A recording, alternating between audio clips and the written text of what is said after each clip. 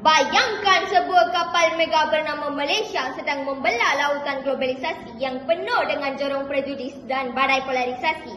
Kapal ini unik kerana batera ini tidak membawa satu warna, tetapi membawa ratusan warna budaya, ratusan dialek bahasa dan kepelbagaian ideologi. Persoalannya, apakah pasak yang memegang kapal ini agar tidak karam dipukul badai?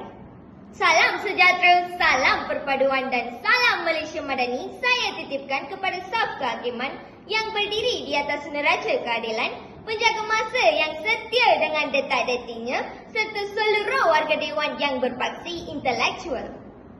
Berdirinya saya di pentas keramat ini bukanlah sekadar untuk membaca retorik kosong, tetapi untuk menterjemahkan sebuah gagasan besar melalui mauduk pidato bersama membina negara bangsa di bawah payung rukun negara.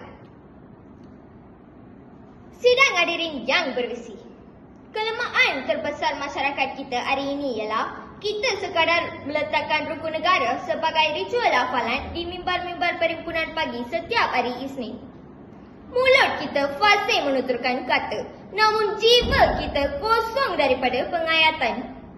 Membina sebuah negara bangsa yang tulen menuntut kita mengubah rukun negara daripada sekadar teks hafalan mati kepada sebuah pasak penyatuan yang teguh. Ideologi kebangsaan ini diisytiharkan pada 31 Ogos 1970 oleh Yang di-Pertuan Agong ke-4 sempena ulang tahun kemerdekaan ke-13 bagi memulihkan perpaduan kaum susulan peristiwa 1396. Melalui prinsip pertama dan kedua, kepercayaan kepada Tuan serta kesetiaan kepada raja dan negara. Kita sebenarnya sedang membina kompas moral dan paksi kesetiaan yang tunggal.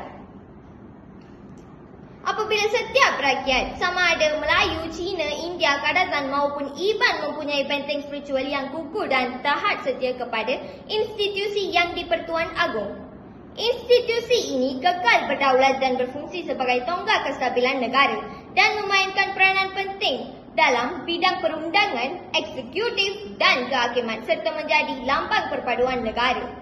Sebagai rakyat yang setia kepada pemerintah, kita mestilah patuh dan taat.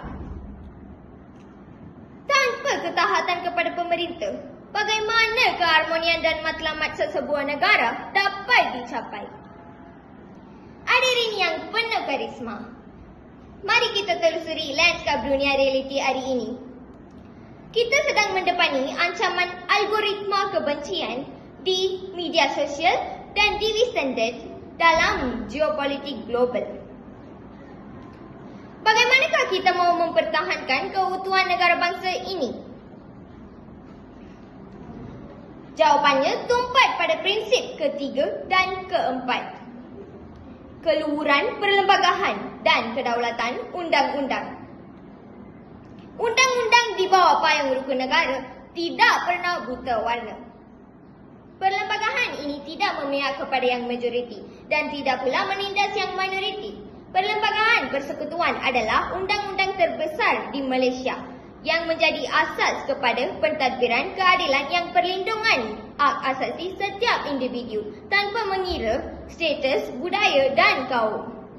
Membina sebuah negara bangsa adalah proses menyatupadukan masyarakat berbilang kaum dan budaya melalui perkongsian nilai, bahasa dan aspirasi yang sama, dan kita seharusnya berhenti menjadi hakim jalanan di alam maya yang gemar menuding jari mencari jurang perbezaan. Sebaliknya, kita berdiri tegak di bawah payung keadilan yang sama untuk memacu ekonomi, menjaga kestabilan dan membina sebuah negara yang selamat untuk generasi masa hadapan.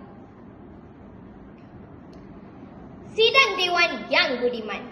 Isi saya yang terakhir membedah prinsip kelima, kesopanan dan kesusilaan. Sebuah negara bangsa tidak boleh dibina sekadar dengan kepesatan teknologi, kecerdasan buatan AI atau bangunan pencakar langit.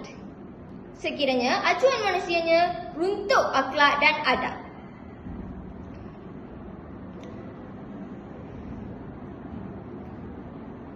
Sebenarnya, rukun kelima ini adalah revolusi adab, iaitu penyatuan menyeluruh dalam nilai kesopanan, etika dan budi pekerti. Apabila setiap warga negara mengamalkan kesopanan, kita melahirkan masyarakat yang mempunyai empati yang tinggi dan merapatkan jurang perbezaan kaum, budaya dan agama melalui amalan toleransi. Tujuan utama revolusi adab adalah melahirkan insan seimbang yang kecemerlangan, memiliki intelek beserta ketinggian peribadi. Kesopanan ialah benteng psikologikal negara. Apabila kita saling menghormati jiran tetangga kita sedang menyuntik vaksin imunisasi ke dalam tubuh negara bangsa kita agar anawatan kalis daripada sebarang api provokasi, sama ada dari dalam maupun dari luar. Konklusinya, rukun negara ini bukan sekadar coretan di kulit belakang buku latihan dan bukan juga sekadar hiasan dinding yang berdebu di pejabat-pejabat kerajaan. Ikrar keramat ini ialah roh. Prinsip ini ialah darah yang mengalir. Piagam bangsa ini ialah payung keramat yang melindungi setiap anawatan di bawah langit Malaysia ini. 5 rukun negara ini kita perlu pupuk dan suburkan ke dalam masyarakat demi mempereratkan perpaduan kita. Jika kita mahu kapal bernama Malaysia ini terus berlayar megadi persada dunia melangkaui fajar masa hadapan, ayolah kita pasangkan 5 prinsip ini ke dalam setiap elan nafas dan degup jantung kita. Gagasan negara bangsa menuntut tindakan realistik berpaksikan rukun negara, bukannya sekadar bersandarkan kepada teori yang ideal semata-mata. Kain songket ditenun seyak, keris pusaka hiasan takhta.